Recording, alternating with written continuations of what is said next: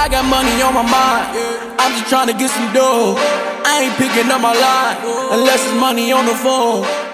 Now I kind of want to go into something that you mentioned earlier when you were talking about marketing plan. Okay. So, like, could we get into what's some of the elements of a marketing plan, and like, what do you need to make a marketing strategy that you can work? Yeah.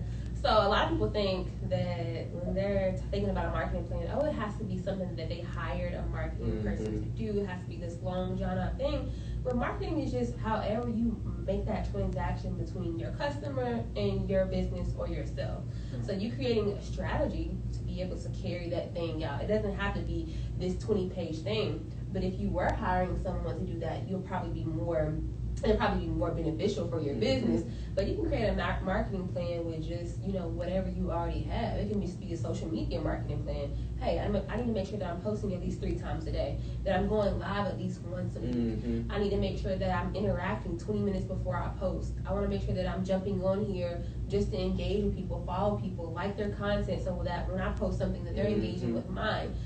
It can be something as simple as that. It doesn't have to be this long, drawn out 20-page thing. While, when clients come to Boone & Associates, which is my husband's business, they'll get that 20-page marketing plan. But if you're just starting out, I would say start with social media. Build that out. Build upon things of that nature. Something simple, something cheap. Simple. And I like how you said start with social media, because you just touched on some good key points. Like you were just talking about it, you glanced over it, but the posting 20 minutes before and some of the key things that can help you with social media. A lot of people, whenever they want to start business pages or trying to grow their page, they don't understand that social media is social. Yeah. A lot of times we don't want to comment or you don't want to follow back. Yeah, you don't respond to DMs. So DMs. Yeah, I just want to kind of like talk to the importance of that and how it's different capturing attention on social media versus your website, because you have 5 seconds on both of them. On both. On social media. That's on social, yeah. Yeah. You got so many different people popping up in front of you all day long. We want to make sure that we're capitalizing off those moments. And so, yeah, you need to make sure that you're following people and answering DMs. If I can't DM you, what makes you think I'm going to give you $250 or $5,000? I want to make sure that I'm giving my money to a real person. You just throwing this brand up and nobody's the face of your brand. I don't know if you're legitimate or not. So why would I give my money to you? So it's extremely important that you have that customer interaction. If you don't have the time to post back and forth between comments and all that, hire somebody who wants to do that type of work. Pay somebody, you can get somebody on like Fiverr, Upwork, or I think it's like JobSource or something like that. But you can find people, who can do that work for you. Yeah, a VA. I would also say if it's a personal account, make sure that it's somebody that you actually do trust when you're doing that. And have some fail safes. Don't give them the passwords to everything. Yeah. They'll take your whole page. Yeah. Shout out to our VAs, because our VA is really nice. Yeah, they the goats. I love them. So let's see. So now I kind of want to go even more like with the marketing. So you've helped a lot of people with theirs, right? Their marketing. Like you help them really grow and scale their businesses And their brands. And their brands. So I kind of want to go more so on the branding side, the look, the face, the visuals. Getting. I'm glad you. Okay. I'm gonna let you go into marketing and branding tie in together, but they're 2 different things. Can we speak to branding then? Because a lot of people, they say I want to build a brand, but they don't understand what comes with that. Can we speak to like how you actually build brand loyalty and how you actually can differentiate yourself from another brand? Yeah.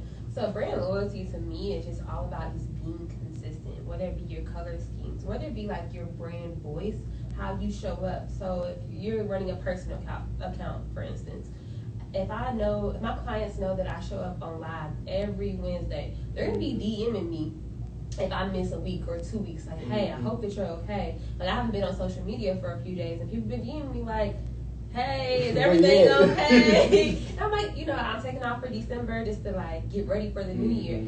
But when you have a brand that's consistent and your audience knows that that you are consistent, it produces that brand loyalty.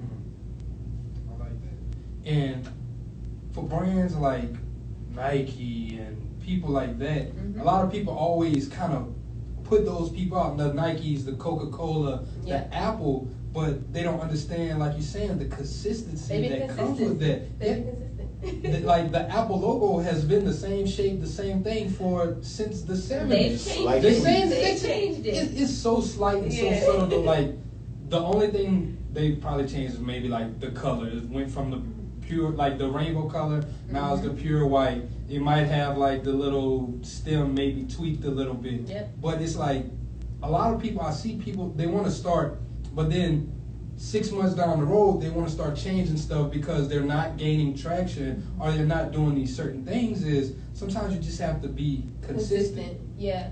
But I also tell people too, you want to make sure that you're rebranding or you're going over your brand at least 2 times a year. So, you know, if it's time for you to change, switch it up. You can do that. But also making sure that, hey, that you're producing that loyalty with your clientele by just being consistent with whatever systems you were using before. And then also being authentic with your community and communicating, hey, we're changing this, we're changing that. Be on the lookout for this and that. You know what I mean? And so it just shows that you're valid in what you do. And it produces that loyalty with other people as well. I like that. I like that. I'm interested. Why do you feel like you should revise it like every 2 to 6 months? Like when you saying branding, you mean like revising your colorways, your logos, your so you might have a website, but I hate when I get on a website and I can't move this button because it's so outdated because the integration that used to work with it left that hosting company. So you need to make sure that you're going through your brand and just basically doing like a systems check. Yeah, like like maintenance. Yeah, maintenance. You don't have to change the whole visual brand, the colors and all that, but you just want to make sure that you're doing some type of maintenance. And if it's not working, then you may need to work on your visual brand because we are visual creatures. So the first thing that allows me to be able to say, okay, I want to work with somebody or I like that, the first thing I see is your visuals. So if your visuals are off, you want to kind of change them, you know what I mean? And so when people come to us, we have packages where they're able to do like quarterly website maintenance and updates. We don't go through and change their whole entire brand, but we may change different links and different things of that nature because something might not have been working, you know, last month or last quarter or last year. So we're gonna go ahead and change it in the system today. But yeah. You gotta also always, that's important for any business owner because like I know with us, we check our stuff often. You gotta make sure like when you got an online or digital footprint, you staying abreast of what's going on. You can't have them broken links. Them broken links, you wasting traffic. Or it's outdated. Website and graphic design evolves every single day. Somebody comes out with a new concept. We have parallax here. We have different systems that work with different integrations. They change every day, all day. And so you want to make sure that your brand is modernized. And so keeping up with the trends and everything that's going on is important too. And I kind of want to ask, like, so say you got a new client that's coming in and they're like, I tried everything, like it's just not working. Yeah. How do you say, okay, let me zoom out and see what's going on with your brand? What do you first look at to see, okay, this is how we can help you pivot, this is what we can kind of tweak? The first thing we do when people come to us and what they're doing isn't working is we go through their entire brand. Walk me through your steps of how you bring on a client or how you're promoting so I can give you feedback on that and really just work through that process with you. I want to see your back end, like what's going on back there. I want to see your front end. I can't just tell you based off of you posting on Instagram and you running an ad. Like I can give you, you know, information regarding that, but let me see how you interact with people. A lot of times people don't work with people based on like just customer service a lot of different times and how their digital footprint is presented in the marketplace. So if you don't have a positive reputation, I'm not going to work with you. And so there's different factors that go into like a business or why things aren't working. So I try to get to the root of that, or really just by seeing like their processes and how they take on clients and different things of that nature. So it looks different for everybody. Okay. But I like how you said, you know, we got to break it down because a lot of times as people, we don't understand that we might think that is working perfect. Like, oh man, this is good. It's good to us. Let the market talk. Yeah. Like for real, you gotta let the market talk because if it's a good product, people are gonna buy it. People are gonna come to you. So sometimes you gotta get out your own way, even though you might like it. You might think the color scheme is great or whatever, sometimes you need second eyes and second opinions to say, okay, actually, I think this might be what's hurting. Yeah, a lot of people think they've DIY'd their business or their brand for so long, so they think that, oh, this is perfect, or this is gonna go, and people are just gonna buy it up. And that doesn't happen all the time. You really have to test it and not be so like stuck on a certain type of concept or a picture that you had in your head about the business or the brand. So how do you get people to kind of like detach from that? Because, you know, we treat our businesses like babies. Mm-hmm. So how do you get people to kind of let go and say, okay, let me show you, if you do this, you're going to get this money? I think by just showing them my results that I've had with different clients, most of my clients are pretty much referral clients that come on. So having that customer base that really speaks for me a lot of times really allows my clients to really trust me. Mm-hmm. So I have that trust factor with a lot of people that come on board. And so really just saying, hey, these are the things that I think we need to change. And once they see it for themselves on paper and in front of them, and then we go in and rebrand and come back with a different or more polished look, they're like, yeah, that's good. So I think really just showcasing like, hey, trust me, I got this, and then coming back with a different look or allowing them to just really see a different perspective as well. So, Kheiston, now I kind of want to dive into your niche some, because Okay. we've been talking branding, Mm-hmm. and you specifically, you focus on helping people position themselves as luxury brands. Yeah. So, like, how do you, I know you mentioned, like, you don't just work with anybody, obviously, No. so that's one of the first criteria, but, like, how do you take a brand that's, like, you know, considered like somebody building or not, Mm-hmm. and position them as somebody who's luxury? So really just figuring out with them what the foundation of their brand is key. If you just throwing a logo out there or something out there and say, hey, go buy it, it's not gonna work. You know what I mean? And so really just figuring out, what does luxurious mean to you?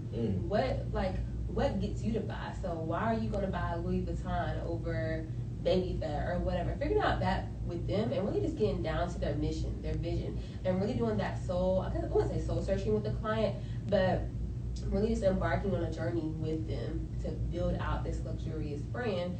So that's how we get to the start of it. I don't know if I answered your question. Well, like, I mean, I see what you're saying, because, like, first it has to start with their vision. But I guess, like, what are some of the strategies, like, ways to position them? Like where would you have to, I guess, like...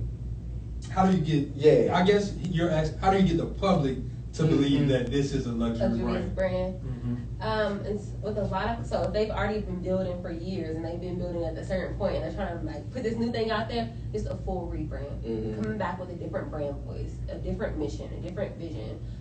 If they were the face of it, getting some models, getting some models to really, speak for the work or to take pictures or product pictures with the actual work, hiring influencers. So you can just do a full rebrand if you have started at some point and it wasn't working and you want to just put yourself out there as a luxurious brand, but also showcasing the product too. The product's important. How does it work? How does it change people's lives? When we have products or services, people want to know, how is this going to change my life? And the pricing, people think that pricing just determines if it's luxurious or not, and it doesn't. It's the look, it's the overall brand, and branding isn't just the visuals either. It's the customer experience. So when I purchase a product with you, or I go online and I book something, what happens next? Then after that, what's going on? And if I'm not treated with luxury care throughout my process, then it's not luxurious to me. When you go into a Louis Vuitton store, if you go into, a Coach store, or Michael Kors store, you're gonna get 3 different brand experiences, and that's what makes Louis Vuitton like a popular brand or the most luxurious brand that people like pretty much buy, is the experience. So providing a quality experience really is what makes something look luxurious, not just how it looks on paper or how it shows up on your website. Because anybody can go in Adobe Illustrator and create something. It's the power. You can make it look fancy. Yeah. That's what I was thinking about. The follow up. Yeah. Like, even after you make that purchase, what does that customer thank you page? Do I get an email? Do I get an email saying thank you for coming into my store today? Do I get a phone call? All those things matter when it comes to luxurious branding. And so for me, just making sure that my clients understand, if you want this brand, if you want it to look a certain kind of way, hey, we want to make sure that the experience backs up what it looks like on the front end.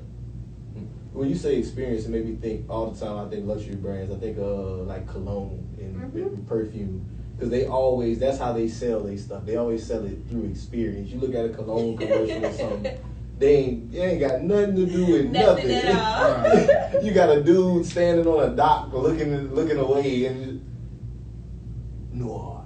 Nothing at all. It has nothing to do. So, and we're streamlining our processes and rebranding at my agency because we want to make sure that we're providing a luxury experience. So, if we're working with you and I find you on LinkedIn and you end up looking to call and you come on the process with us, we want to make sure that's a full experience.